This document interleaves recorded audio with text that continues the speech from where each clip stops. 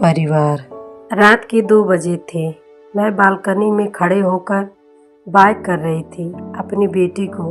4 बजे की फ्लाइट थी। एयरपोर्ट पास में ही है, लेकिन उससे पहले रिपोर्ट करना होता है। 7वें महले से नीचे पहुंच गई थी। ड्राइवर ने सूटकेस पीछे रखा और गेट खोला।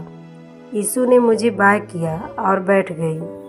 मैं पलटकर कमरे में आने को थी कि बगल वाली बालकनी पर नज़र टिक गई। आंखें खुली की खुली रह गई। निशा सिगरेट पी रही थी और छल्ले बना बना कर उड़ा रही थी। खोई खोई सी न जाने की शून्य में कुछ तलाशती हुई आंखें जमाई रही हो। उसे यह एहसास तक नहीं हुआ कि मैं खड़ी हूँ। शायद किसी उलझन में है, कोई तनाव, कोई परेशानी ज़रूर है, वरना मुझे देखने के बाद चुप नहीं रहती। हाय आंटी इतने प्यार से बोलती तो मेरा मन भी आनंदित हो जाता। जब भी ईशु ड्यूटी पर रहती और निशा घर पर, तो हम साथ साथ खाना खाते थे।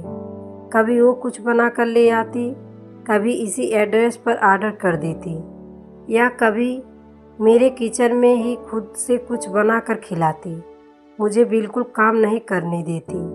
निशा पड़ोसी भी है और एक ही एयरलाइंस में जॉब करने की वजह से कलिंग है, लेकिन मेरे साथ जिस तरह रहती है जैसे वो भी मेरी बेटी ही है, मुझे मंजूर है। हमेशा से ढेर सारे बच्चों की माँ बनना चाहती थी। भगवान जी ने 3 बार उस पीड़ा के आनंद लेने का अवसर दिया, लेकिन लगभग 200 बच्चों की माँ बना दिया। मदर्स डे और टीचर डे के दिन देश विदेश से इतने सारे मैसेज और कॉल आते हैं कि कभी कभी मेरी अपनी ईशु से बात नहीं हो पाती। बाकी 2 बच्चों को ज़्यादा फर्क नहीं पड़ता, लेकिन ईशु बहुत खफा हो जाती है।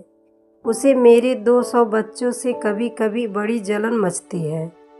इसमें गलत भी क्या है? आखिर ईशु मेरी अपनी संतान है और आखिरी संतान है, तो मेरे सारे प्यार दुलार पर उसी अधिकार होना चाहिए जिसके हिस्सेदार 200 पैदा हो गए हैं।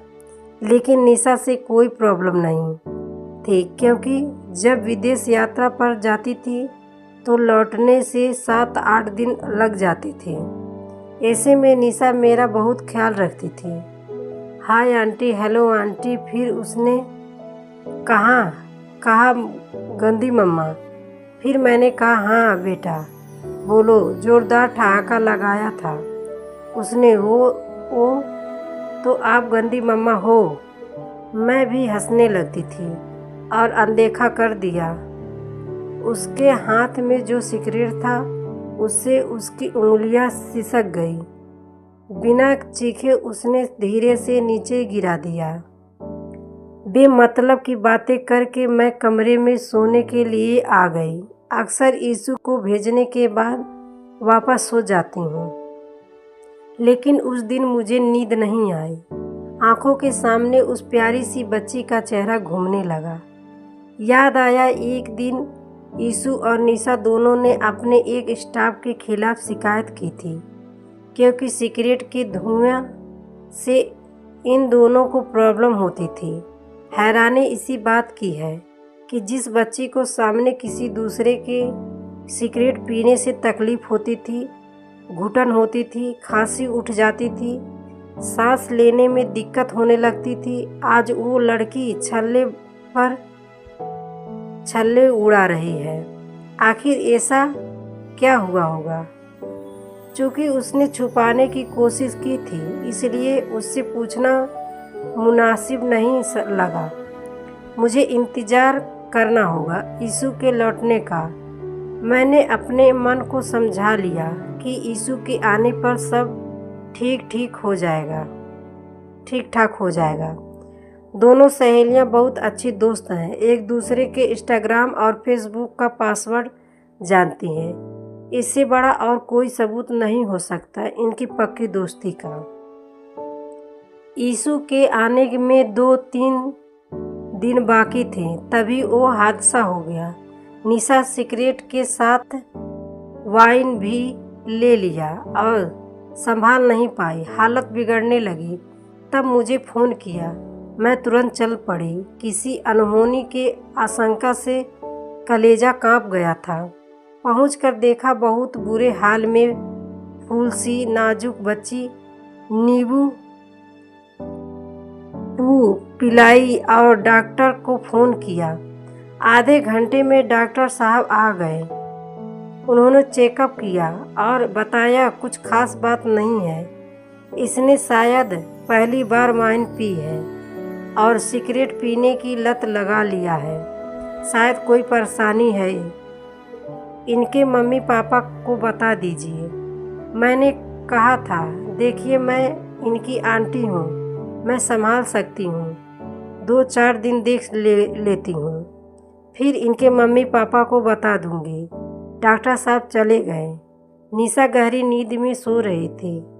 मेरा मन विचलित हो रहा था, कैसे संभालूं? पूरे दिन जगने के बाद निशा बहुत शर्मिंदगी महसूस कर रही थी। उसने बताया वो बहुत दिनों से मानसिक तनाव में है, किसी से कुछ कह नहीं सकती, इसलिए उसने सिगरेट पीना शुरू किया।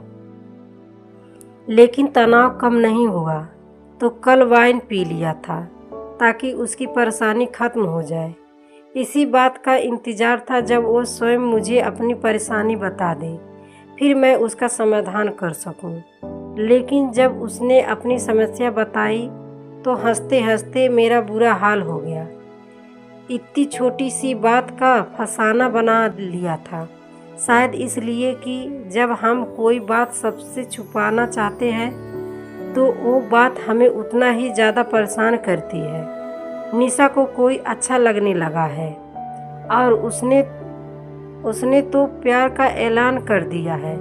एक पार्टी में सारे आम बोल चुका है कि वो निशा के साथ शादी करने वाला है।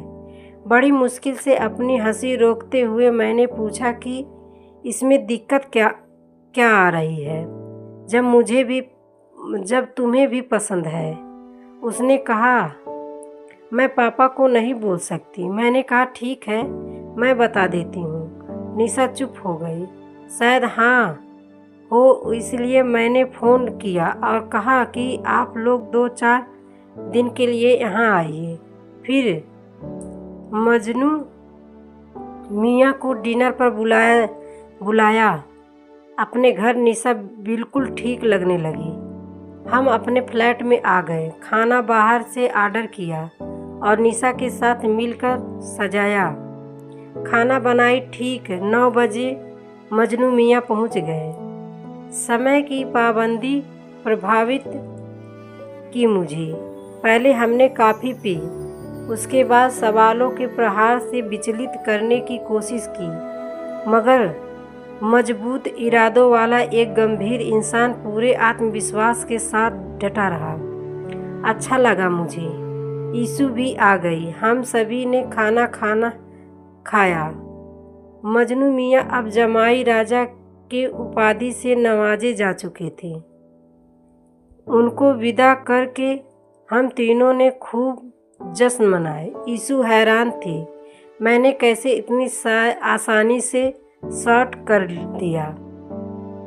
2 महीने से दोनों सहेलियां जिसे नहीं सुलझा पा रही थी, उसे एक पैक वाइन ने सुलझा दिया। दूसरे दिन मेरे घर पर ही निशा की सगाई हुई। हमने बहुत धूमधाम से सेलिब्रेट किया। हम बड़े लोग अलग बैठकर बातें करने लगे कि बच्चे अपने मन की बात बताने से क्यों घबराते हैं। उनके दिल में यह विश्वास पैदा करना होगा कि हम हमेशा अपने बच्चों के साथ हैं। हम माता पिता को भी अपनी मानसिकता बदलनी होगी और खुले दिल से बच्चों की इच्छाओं और आकांक्षाओं का स्वागत करना चाहिए, वरना पहले सिगरेट, वाइन, शराब और फिर ड्रग्स के अंधे कुएं में हमारे बच्चे चले जाएंगे और शायद हर बच्चे को वहां से वापस लाना मुमकिन नहीं होगा। सभी माता पिता से एक गुजारिश है मेरी, अपने बच्चों से मित्रता करें, मित्रवत व्यवहार रखें, उनके दिल में यह भरोसा जगाएं कि वो सही फैसला करें और हम उनके फैसले में उनके साथ हैं। आपकी क्या राय है और आपको ये कहानी कैसी लगी हमें कमेंट में ज़रूर बताएं। स्टोरी पसंद आई हो तो वीडियो को लाइक शेयर करके चैनल को सब्सक्राइब जरूर कर लें। हर बार एक नई कहानी सुनने को मिलेगी। धन्यवाद।